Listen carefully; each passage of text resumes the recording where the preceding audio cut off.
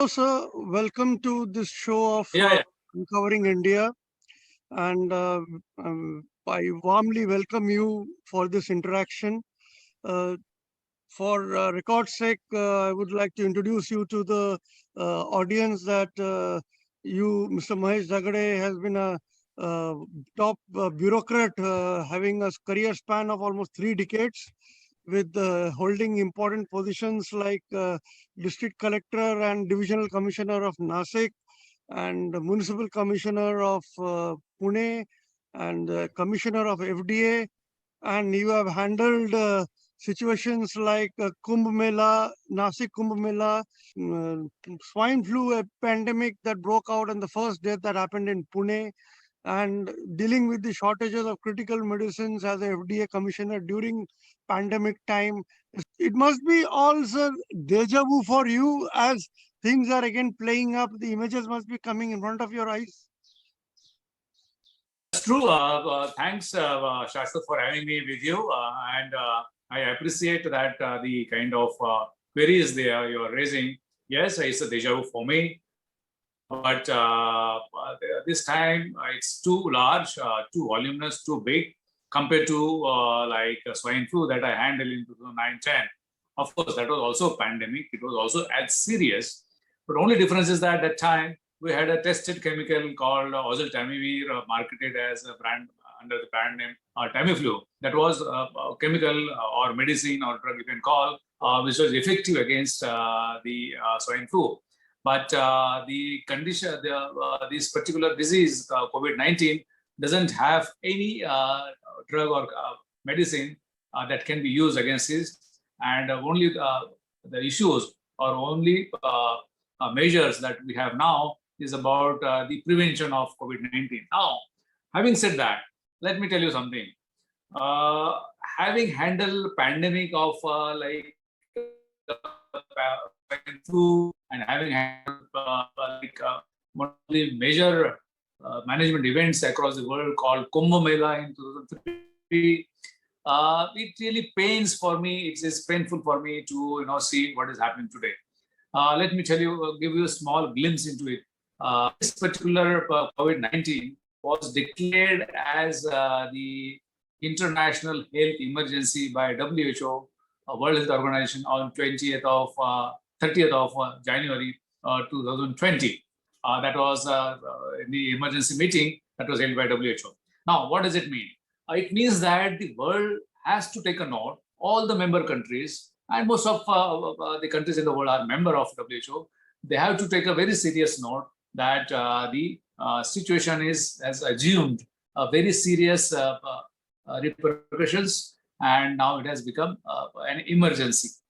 Now, when they declared this as an international emergency, all the world leaders, especially the leaders of the populous countries, the world leaders of having the economic power, they should have come together and deliberated about how to stall this international catastrophe, international calamity, or international emergency. Unfortunately, I did not see, or even now also, I'm really perplexed to see that why such a notice was not taken by the then leadership across the world. And it was, in other words, was silently ignored, the emergency declared, health emergency declared by the WHO. In my view, had they taken the cognizance of this particular emergency, they would have stopped the travel from different countries, and then they could have prevented or avoided the catastrophe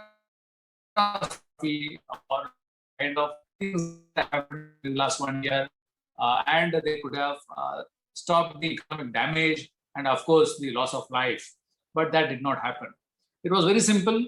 In fact, Wuhan, when this particular thing happened, this was restricted to Wuhan in China. It was not even spread across China itself, and it was bound in a very small geographical location. There were that time only 8,000 cases were there in the world, and when it started, probably at the national level also. Then at the national level all across the world, it was very simple.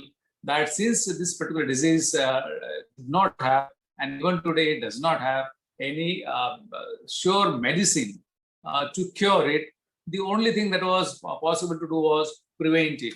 And Shashwat, let me tell you, this is a very simple disease. On 3rd of February 2020, just 3-4 days after the WHO emergency committee, they declared this as an international emergency. I had posted one video on YouTube that how it could be done.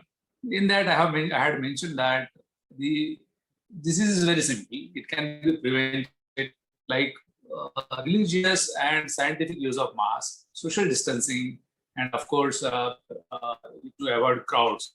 Had that been done, probably things would not have come to this kind of level of catastrophe and loss of life. But unfortunately, all across the world, especially Europe and North American continent, of course, Canada, they could control it fairly well. But what happened, all of us know that in Europe and USA, it created really havoc. In the first wave, India fared well for the reasons probably because of the national government, state governments, and local administration. They tried to contain it properly, or probably because of some biological reasons or because of some pandemiological reasons, it did not assume the kind of proportions that it assumed in Europe and USA and some other countries. So that was one.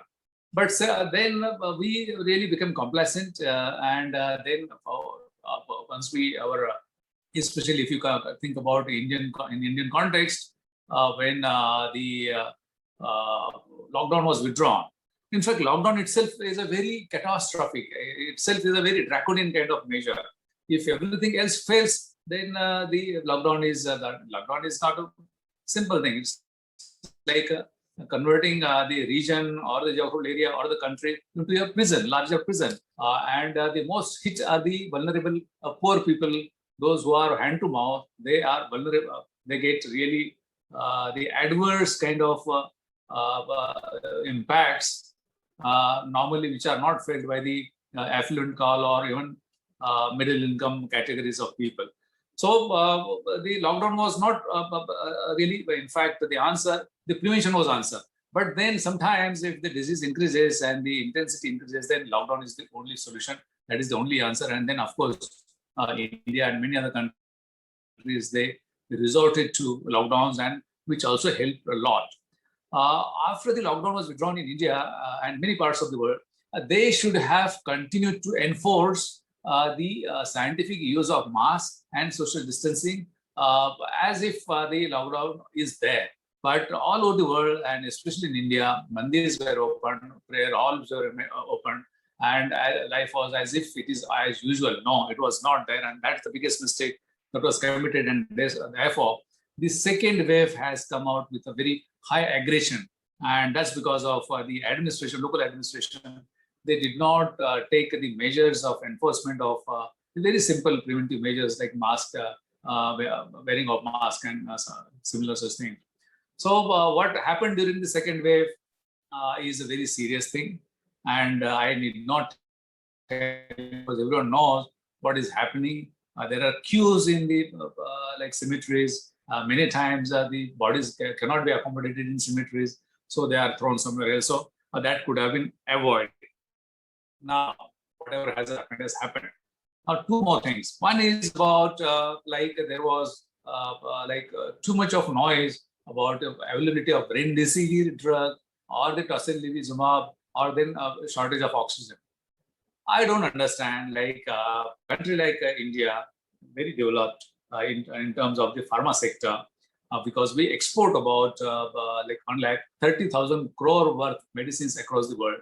We also have a local manufacturing capacity, which is as robust as USA or many other countries. So we have got a very robust pharma sector. In spite of that, we could not foresee the kind of would be required in addressing this thing. But there are many issues like whether it is necessary or not. We could have definitely planned in it. And let me tell you one thing here, that while handling any pandemic, or for that matter, any administrative matters, there are three essential things which were missing here. Number one, anticipate, plan, and implement. Here, the anticipation of what is going to happen was not paid much of attention by the senior, whether they had really they were really looking at it at that or not. Then after anticipating the things, then you have to plan for that. You have to have solutions for that. You have to have a readiness for that, and that is called like planning. And then that is planning. Then when it actually comes in and the problems come in, you have to execute or implement. So this is called anticipation, planning, and implementation. These three things probably were missing during the COVID time, during the second. In fact, we failed to anticipate that the first wave itself would come in such an aggression, because before us there was example of Europe. It did not come to India first; it came to Europe first. So we could have been much more in readiness because we had that lead time compared to the Western world.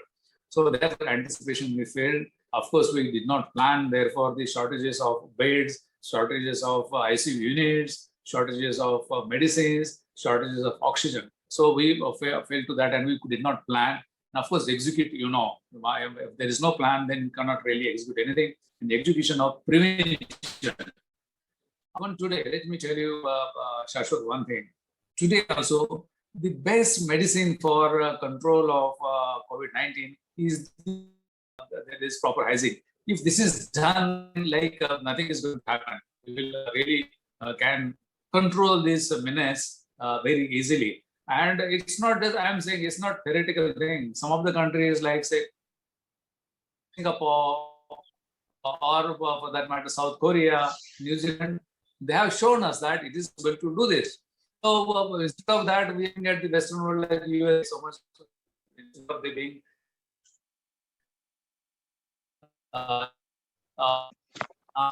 third wave not come to India.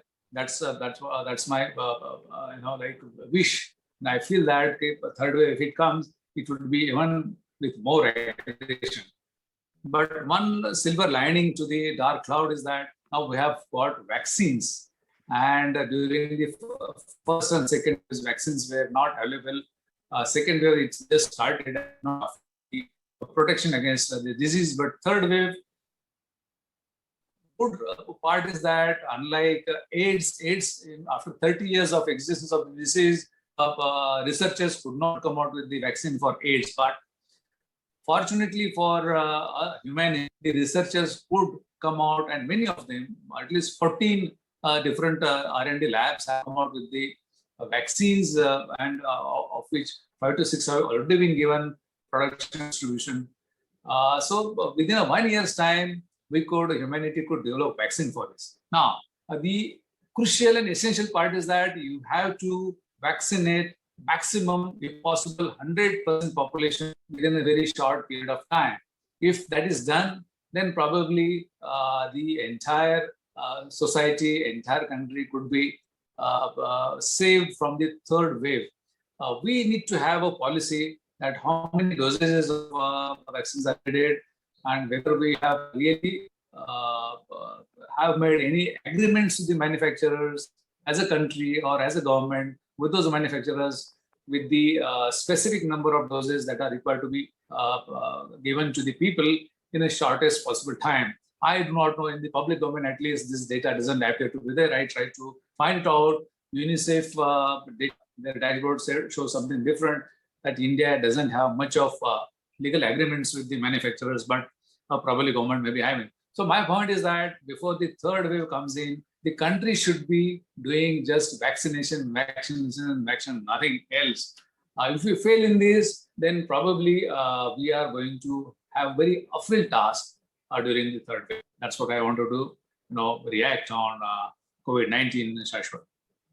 So you yourself have the experience of handling pandemic outbreak 1 decade ago, 10 years ago, and also you have the experience of managing Kumbh Mela. Two main factors that are being spoken about for the outbreak of second wave, linked with the pandemic and Kumbh Mela, and the availability of life-saving drugs, and you have been in that position also as an FDA commissioner. So how do you recollect your handling of these different designations and appointments, and how do you interconnect them when it comes to today's bureaucracy's response to them? That's a good question, Shashwat. Let me tell you one thing, that whatever has happened internationally or nationally, but one thing I must appreciate, that the national government, central government and the state governments, they have given enough, I would not say just enough, ample powers to the local administration like collectors or the municipal commissioners or many other authorities at the field level, powers under the Disaster Management Act and Epidemic Act. So they are like, nothing more could be given to them. Now, once these powers are with you, it is for the local administration to own the problem. In fact, when I was handling Kumbh Mela, or for that matter, swine flu in 2009-10 as a municipal commissioner of Pune, I convinced myself that it is my problem, and I am not supposed to look at the state government or the national government to guide me. Today, what I am seeing is that everybody is looking at what guidelines are coming from the state government, the central government. No, in my time at the Kumbh Mela, in fact, I used Six Sigma method for like management of Kumbh Mela. Now that was not told to me by the government. It is your own initiative. Senior bureaucracy is supposed to manage as if it is their responsibility, which it is their responsibility. As a commissioner, municipal commissioner Pune, when swine flu came in, I never bothered the state government or my guardian minister to guide me or to help me. In fact, I went ahead with Shashwat, let me tell you one thing, what is missing, what I did that time and what is not there today. Societal engagement. You need to have societal engagement. You cannot be aloof from the society. You need to have connection with the people. I used to interact with the IMA, I used to interact with the local civil society all across the city and take their help and then impress upon them what is to be done. So this engagement with the civil society or the people, that is grossly missing now, which and in fact, I met the municipal mayor and his officials and told that this should be done. In fact, I have written mails to the chief minister and deputy chief ministers indicating that how it could be done, how the geographical areas. See, how is it possible to manage? Is it possible to manage? It is possible to manage. You break the city or the state in a very small geographical units, make some people responsible for it, and then you start monitoring that they are performing well or not, whether they have got organic relationship with the people residing in that locality. It's not all that difficult. It's not a very rocket science. This country is managing administratively the elections and many other things. So bureaucracy is that way trained, it is experience, but how to make use of that bureaucracy depends on the political, bureaucratic leadership, which is missing. So therefore, I feel that in Kumbh Mela, I use a Six Sigma while handling the swine flu pandemic in Pune. I used the micromanagement kind of concept, that you divide the areas into smaller units and make somebody in charge of that. Secondly, I did not employ just the health department officials, but I deployed all the officials of Municipal Corporation of Pune. I'll give you one example. The Municipal Corporation of Pune has got 20,000 of employees. I asked them to stop their day-to-day work and deploy their energy just for and most importantly, the officer has to take risk. During my time as a swine flu, as per the WHO and central government's directives, for one city, one screening center for swine flu. That was the thing. Now, when swine flu started, a large number of cases started in Pune, there was only one swine flu screening center at Naidu Hospital. And people in 5,000, 10,000 numbers, they used to congregate there, and there was like chance that cross infection was increasing. So I increased from 1 to 7. There was hue and cry at the national level, at the state level, bureaucracy also thought, why this commissioner has done this thing, violating the WHO guidelines. But I told them this is what is to be done. And of course, they were not convinced. And they in fact indicated that some action will be taken against me. But then to save the people, instead of 7, I started 49 in the city instead of 1. But later on, the government of India also realized that this is the way how it is to be done. So point is that local administration has to work that as if it is their own job, which I think today it is not. Probably many of the cities that are doing it. Say, for example, Nandurbar. Nandurbar Collector is doing very well. Now, second wave, Mumbai Commissioner is doing well. But then, like it has to be like all along. The Six Sigma method is that there will not be a single death. There will not be a single admission. This is the basic premise. And then you start planning. If it happens, okay, all well. But at least your planning and execution should be that nothing wrong is going to happen. So when you're talking about public engagement, I will give you an example so that you will understand it in much better fashion. Pune city's population is 42 lakh, and if it is, I had proposed to divide it into 164 corporators wards, 164 units. It is just 15 units, administrative units. And for that 164 units, then it will be having just 26,000 of population. Now to manage that 26,000 of population, then you divide 20,000 employees into 164. So for every 26,000 population, there will be minimum 100 employees. So 100 employees can have organic relationship with this 26,000 population, colonies and some areas, buildings in that locality. They can enforce the proper use of mask. They can also enforce the social distancing. They can also do hand-holding about the supplies. They can also facilitate availability of beds, availability of ambulances. So this is the social engagement, and this administrative unit can have the engagement with the local youth in that area, local politicians, local Ganpati mandals. So this is what is required to have engagement, and then instead of micro containment of an area, COVID-free zone, it should be the responsibility of the local area with the administration. So that was my idea, that it should be responsibility of the people and administration together. Administration alone really cannot do anything. so what is the way forward, sir? A lot of damage has been done due to the laxity in reacting to the situation and taking seriously the situation. Then we lost crucial time and crucial lives. What should be done to arrest this damage?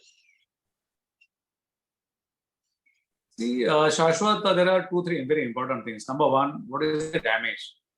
Of course, the loss of life is the damage. This is number one, which otherwise could have been avoided to a very large extent. This loss of damage is like humongous, and it really pains my mind that this could have been avoided to a very large extent. This is number one. Number two, the social fabric, the people's psyche is changed. People are feeling that, okay, man is born free, but there are too many constrictions, too many restrictions. And the people have become very restive nowadays. Their mental situation is really, I mean, nobody is bothered about this because people, they are a little disturbed. And thirdly, and most importantly, about the economy of the country, economy of the society. Now, this has taken a very, very sad drubbing. Economy, even otherwise also, because of the fourth industrial revolution is coming up. Many job losses are going to be there because of robotics, 3D printing, cognitive analytics, and all such, automation. All these jobs are going to go down.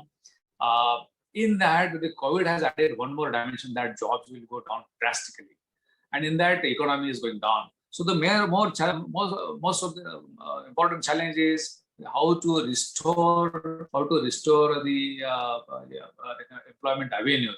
That is going to be the biggest challenge. It's not a very easy way to do it, but then the thinking process of the country, of the politicians, of the bureaucracy, of the media has to be focused just on one thing: how to provide jobs, how to provide work, how to provide employment to the unemployed in a large scale, and then increase the income levels of the people. Otherwise, it is going to be very, very, very difficult.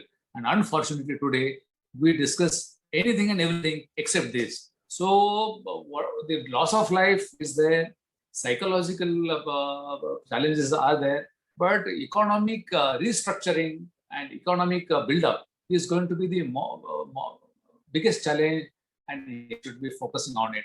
That's what I feel about it. So, what is your message for the society and the administration at large?